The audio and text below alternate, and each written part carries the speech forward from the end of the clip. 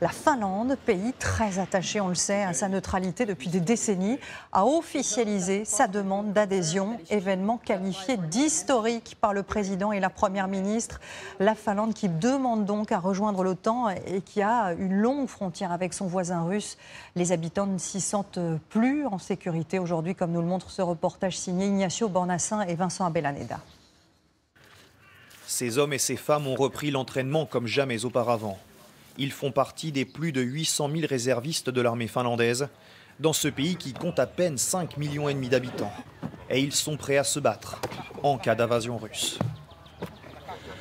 C'est important pour moi d'être préparé à une prochaine bataille, s'il y en a une. 700 entraînements par semaine avant la guerre en Ukraine. Depuis, c'est 700 entraînements par jour qui sont organisés à travers le pays. La Finlande, restée neutre militairement depuis la fin de la Seconde Guerre mondiale, a désormais choisi un camp, l'OTAN. Nous prenons la route du village de Virolahti, à la frontière tout au sud du pays. La Russie n'est qu'à 50 mètres, de l'autre côté du champ. L'inquiétude est ici montée d'un cran. Bien sûr, c'est une situation qui fait peur, mais on veut croire que tout ira bien. Ici, on a toujours eu une bonne relation avec les Russes. Nous sommes une petite nation, on a besoin de cette sécurité. La Finlande a déjà connu la guerre contre l'URSS.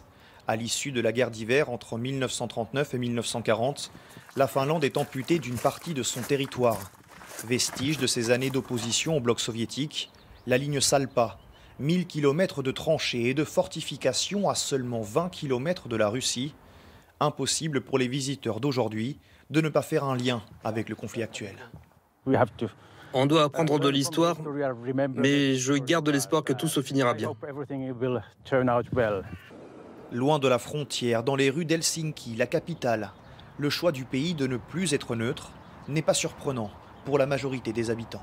On fait déjà partie de l'Union européenne. On est un pays occidental, c'est naturel pour nous de rejoindre l'OTAN.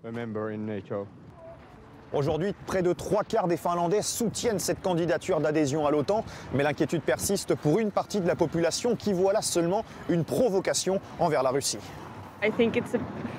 Rejoindre l'OTAN, c'est une mauvaise idée. La Russie a été claire. Si la Finlande rejoint l'OTAN, il y aura une réponse. La Finlande prévoit d'augmenter son budget consacré à la défense de 40%.